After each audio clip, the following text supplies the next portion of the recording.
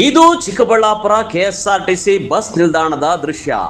ಸದಾ ಜನಜಂಗುಳಿ ನೂಕುನುಗ್ಗಲು ಇರುವ ಈ ಪ್ರದೇಶವೇ ಕಳ್ಳಕಾಕರರಿಗೆ ಹಾಟ್ ಸ್ಪಾಟ್ ಆಗೋಗಿದೆ. ಬಸ್ ಹತ್ತುವ ವೇಳೆ ಉಂಟಾಗುವ ಗೊಂದಲವನ್ನ ದುರುಪಯೋಗ ಮಾಡಿಕೊಂಡು ಪ್ರಯಾಣಿಕರ ಸೋಗಿನಲ್ಲಿ ಬಂದು ಪುರುಷರ ಜೇಬುಗಳಿಗೆ, ಮಹಿಳೆಯರ ಬ್ಯಾಗ್ಗಳಿಗೆ ಕತ್ತರಿ ಹಾಕಿ ಹಣ ಎಗರಿಸ್ತಾ ಇದ್ದಾರೆ. ಶುಕ್ರವಾರ ಚಿಕ್ಕಬಳ್ಳಾಪುರದ ವಿದ್ಯಾರ್ಥಿ ರವೀಂದ್ರ ರೆಡ್ಡಿ ಅನ್ನೋ ಯುವಕ ಬೆಂಗಳೂರಿಗೆ ಪ್ರಯಾಣ ಬೆಳೆಸಲು ಕೆಎಸ್ಆರ್ಟಿಸಿ ಬಸ್ ನಿಲ್ದಾಣಕ್ಕೆ ಬಂದಿದ್ದ.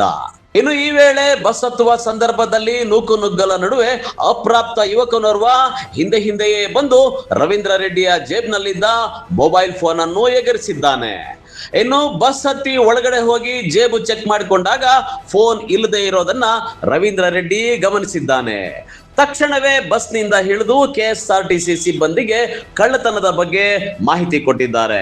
ಏನು ಕೆಎಸ್ಆರ್ಟಿಸಿ ಸಿಬ್ಬಂದಿ ತಕ್ಷಣವೇ ಸಿಸಿ ಕ್ಯಾಮೆರಾದಲ್ಲಿ ಚೆಕ್ ಮಾಡಿದಾಗ ಅಪ್ರಾಪ್ತನ ಕಳ್ಳತನದ ಕರ ಮತ್ತು ಸಿಸಿಟಿವಿಯಲ್ಲಿ ಸೆರೆಯಾಗಿರುವುದು ಪತ್ತೆಯಾಗಿದೆ. ಆದ್ರೆ ಈ ಕಳ್ಳ ಅಷ್ಟೊತ್ತಿಗೆ ಫೋನ್ ಅನ್ನ ಇನ್ನೊಬ್ಬರ ಮೂಲಕ ಅಲ್ಲಿಂದ ಎಸ್ಕೇಪ್ ಮಾಡಿದ್ದ, ಮತ್ತೊಂದು ಕಳ್ಳತನದ ಬೇಟೆಗೆ ಸಿದ್ಧವಾಗಿದ್ದ. ಆಗ ಸಿಬ್ಬಂದಿ ಅವನನ್ನ ಹಿಡಿದುಕೊಂಡು ವಿಚಾರಿಸಿದಾಗ ಕಳ್ಳತನ ಮಾಡಿರೋದು ಒಪ್ಕೊಂಡಿದ್ದಾನೆ. కరించే తర్వాత ఫోన్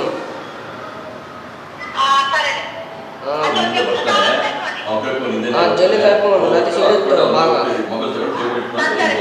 గుడ్డాలు వస్తుంది దింపుకున్నాడు, వానికి వెళ్తున్నాడు. హలో ఇదే అదే బస్ స్టాండ్కి రా. తర్వాత గడిచి మా ఒక్కలు గడి పట్టుకోవాలి. కాగితాలు పెట్టుకోవాలి చెప్పి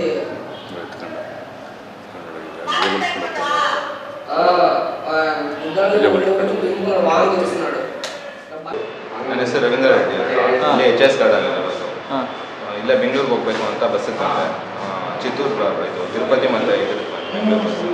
ಅದಕ್ಕೆ ಕಾರಣ ಅಂದಿದ್ದೆ ಫುಲ್ ರಶ್ ಇತ್ತು. ನಾರ್ಮಲ್ ಆಗಿ ತುಂಬ ಎಲ್ಲ ಜಾಸ್ತಿ ರಶ್ ಇತ್ತು ಅಂದ್ಬಿಟ್ಟು ಸ್ವಲ್ಪ ಏನು ಕಂಜೆಸ್ಟೆಡ್ ಇತ್ತು ಅಂದ್ಬಿಟ್ಟು ಎತ್ತಾ ಇದ್ದೆ. ಫೋನು ಜೋಬಲ್ಲೇ ಇತ್ತು. ನಾನು ಅಷ್ಟೇನು ಅಬ್ಸರ್ವ್ ಮಾಡಿದೆ. ಯಾವ ಫೋನು? ಸ್ಯಾಮ್ಸಂಗ್ ಇತ್ತು S21. ಬಸ್ ಬಿಟ್ಟು ಅಲ್ಲೇ ಡೋರಲ್ಲೇ ಹಿಂಗೆ ಕೂತ್ಕೊಂಡೆ. ಡೋರಲ್ಲಿ ಕೂತ್ಕೊಂಡಿದ್ದ ತಕ್ಷಣ ಏನು ಟಿಕೆಟ್ ಹೆಂಗೆ ತೊಗೊಬೇಕಲ್ಲ ಅಂತ UPI ಮಾಡೋಣ ಅಂತ ಫೋನ್ ತೆಗೆದ್ರೆ ಮೊಬೈಲ್ ಕಾಣಿಸ್ತಿದೆ. ಹಿಂಗೆ ಎಕ್ಸಾಕ್ಟ್ ಎಲ್ಲೂ ನೋಡಿದ್ರೆ ಇದಾಗಲಿಲ್ಲ. ಸೊ ಬಂದಿಲ್ಲಿ ಇವ್ರಿಗೆ TC ಅವ್ರಿಗೆ ಹೇಳಿದೆ. ಸೊ ಬಂದಿದ್ದ ತಕ್ಷಣ ಹೆಲ್ಪ್ ಮಾಡಿದ್ರು CC ಕ್ಯಾಮ್ರಾ ನೋಡೋಕ್ಕೆ. CC ಕ್ಯಾಮ್ರಾ ನೋಡ್ಬಿಟ್ಟು ಅದನ್ನು ರೆಕಾರ್ಡ್ ಮಾಡ್ಕೊಂಡು ಹಿಂಗೆ ಆಚೆ ಹೋಗಿ ಆ ಹುಡುಗ ಅಲ್ಲೇ ಓಡಾಡ್ತಾ ಇದ್ದ ಕುತ್ಕೊಂಡಿದ್ದು ಹುಡುಗ. ಸೊ ಹಂಗೆ ಹೋಗಿ ಇಟ್ಕೊಂಡ್ವಿ. ಮೊಬೈಲ್ ಇರಲಿಲ್ಲ. ಅವ್ರು ಕೇಳಿದ್ರೆ ಅವ್ರ ಅಮ್ಮಗೆ ಕೊಟ್ಟು ಕಳಿಸಿದ್ದೀನಿ ಅಂತ ಹೇಳ್ತಾರೆ. ಇವಾಗ ಅದೇ ಅವ್ರ ಅಮ್ಮ ಕಾಲ್ ಮಾಡಿದ್ರೆ ಅವ್ರ ಅಮ್ಮಗೆ ಏನೇನೋ ಬೇರೆ ಭಾಷೆಯಲ್ಲಿ ಮಾತಾಡ್ತಾರೆ. ಬಟ್ ಕದ್ದಿರೋದವನೇ CC ಕ್ಯಾಮ್ರಾ ಫುಟೇಜ್ ಇದೀವಿ, ಅವನೇ ಒಪ್ಕೊಂಡು ಕದ್ದಿರೋದು.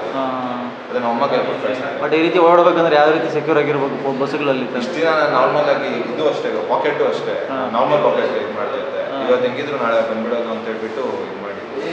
ನೋಡಿದ್ರೆ ಏನು ಮಾಡಿದ್ವಿ ಇಷ್ಟು ದಿನ ಬ್ಯಾಗಲ್ಲಿ ಇಲ್ಲ. ಎಷ್ಟು ಕಾಸ್ಟ್ ಇದೆ ಅದು 34,000. ಓಕೆ, ನಿಮ್ಮ ಹೆಸರು? ಮೊಬೈಲ್ ಅಂತೆಲ್ಲ ಡೇಟಾ ಬೇಕಾಗುತ್ತಲ್ಲ, ಡೇಟಾ ತುಂಬ. ರವೀಂದ್ರ ಏನು ಚಿಕ್ಕಬಳ್ಳಾಪುರದ ಬಸ್ ನಿಲ್ದಾಣದಲ್ಲಿ ಇದೇನು ಹೊಸದೇನಲ್ಲ. ಈ ಹಿಂದೆಯೂ ಅಪ್ರಾಪ್ತ ಯುವಕರು ಸರ್ಕಾರಿ ಬಸ್ ನಿಲ್ದಾಣದಲ್ಲಿ ಕಳ್ಳತನ ಮಾಡಿ ಸಿಲುಕಿಕೊಂಡಿದ್ದಾರೆ.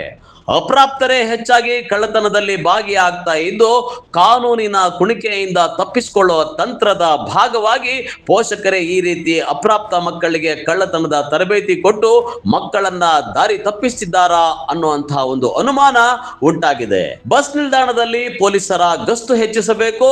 ಪ್ರಯಾಣಿಕರು ಭಯದಲ್ಲಿ ಪ್ರಯಾಣ ಮಾಡ್ತಾ ಇದ್ದು ಅವರಿಗೆ ರಕ್ಷಣೆಯನ್ನ ನೀಡಬೇಕಾಗಿದೆ. ಬಸ್ ನಿಲ್ದಾಣಗಳಲ್ಲಿ ಭದ್ರತೆಯ ಕೊರತೆಯನ್ನ ಈ ಕಳ್ಳತನ ಪ್ರಕರಣಗಳು ಮತ್ತೊಮ್ಮೆ ಎತ್ತಿ ತೋರಿಸಿದೆ.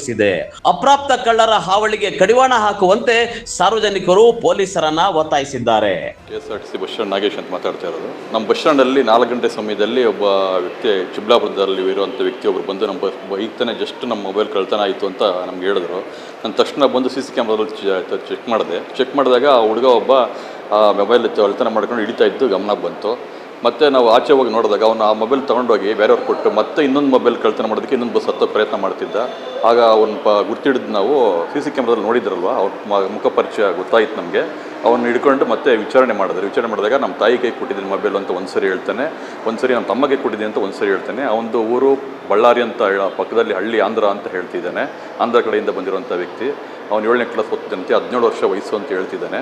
ಮೊಬೈಲ್ ತೊಗೊಂಡಿರೋದು ನಿಜ, ಅವನು ತೊಗೊಂಡಿದ್ದಾನೆ ಅಂತ ಅವನೇ ಒಪ್ಕೊಂಡಿದ್ದಾನೆ. ತಗೊಂಡು ಮತ್ತೆ ಈ ಥರ ಮಾಡಿ ಅವ್ರಿಗೆ ಇದು ಮಾಡಿದ್ದಾನೆ. ಈಗ ಕೇಳಿದಕ್ಕೆ ಪೊಲೀಸ್ನವರು ಈಗ ತಕ್ಷಣ ಪೊಲೀಸ್ ಸ್ಟೇಷನ್ಗೆ ಇನ್ಫಾರ್ಮೇಷನ್ ಕೊಟ್ಟೆ. ಅವರು ಈಗ ಬಂದು ಅವ್ರನ್ನ ವಿಚಾರಣೆ ಮಾಡ್ತಿದ್ದಾರೆ. ಇದರಲ್ಲಿ ಬರೀ ಬಾಲಕರೇ ಇದಾಗ್ತಾ ಇದ್ದಾರೆ, ಬಳಕೆ ಆಗ್ತಿದ್ದಾರೆ ಕಾನೂನು. ಅಲ್ಲ, ಇದರಲ್ಲಿ ಅಪ್ರಾಪ್ತರೇ ಜಾಸ್ತಿ ಹೆಚ್ಚಾಗಿ ಇದನ್ನು ಬಳಕೆ ಮಾಡ್ತೀವಿ. ಸುಮಾರು ನಾವು ಇದೇ ಬಸ್ ಸ್ಟ್ಯಾಂಡಲ್ಲಿ ನಾನು ಸುಮಾರು 3 ಜನ ಇಟ್ಕೊಟ್ಟಿದ್ದೀನಿ ಮಕ್ಕಳನ್ನ. ಅವರೆಲ್ಲ ಅಪ್ರಾಪ್ತ ಮಕ್ಕಳೇ ಬರ್ತಾರೆ. ಯಾಕೆಂದರೆ ಅವ್ರಿಗೆ ದೊಡ್ಡವರು ಇದ್ರ ಹಿಂದೆ ದೊಡ್ಡವ್ರ ಕೈವಾಡ ಇರುತ್ತೆ. ಅವ್ರು ಏನು ಮಾಡ್ತಿದ್ದಾರೆ, ಇವ್ರನ್ನ ಬಳಸ್ಕೊತಾ ಇದ್ದಾರೆ.